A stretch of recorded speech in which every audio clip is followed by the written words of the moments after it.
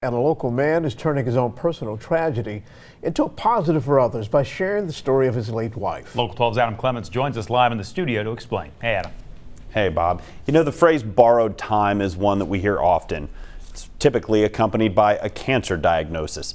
For Jenna Henderson, she used her borrowed time to tell a story, and now her husband Scott is passing on her courageous words in hopes of making a difference.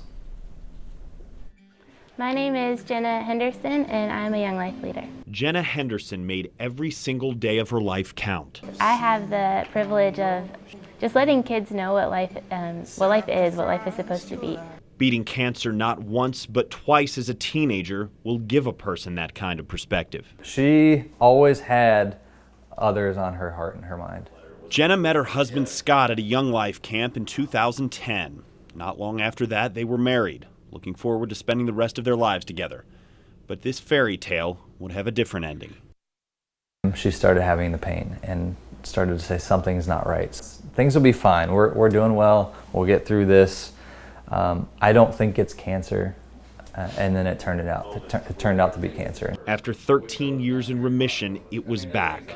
She fought with everything she had, but in October of 2016, Jenna Henderson passed away.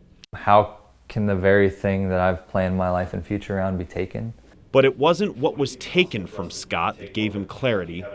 It was what his late wife left behind. I want to stay with Scott.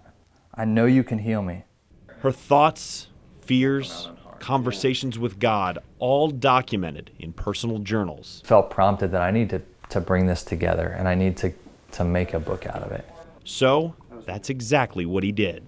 If you were reading this, that means your worst nightmare has come true. Worth the Suffering is an intimate account of a young wife's struggle to keep fighting while also being able to let go.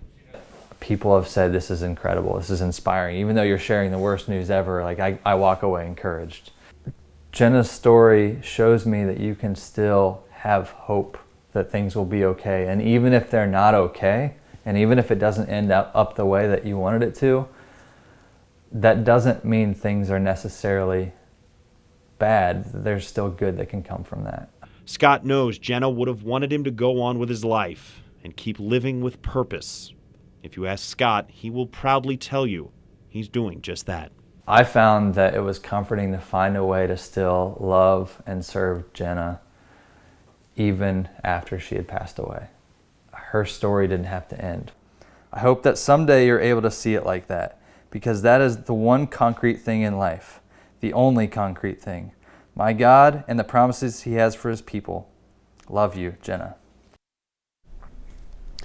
Now, a portion of the proceeds that Scott brings in from the sale of the book will go towards ovarian cancer research and funding a scholarship for children attending the Young Life camp where Scott and Jenna met. If you'd like to buy the book, we have a link at local12.com. Just click on the Get It Now tabs.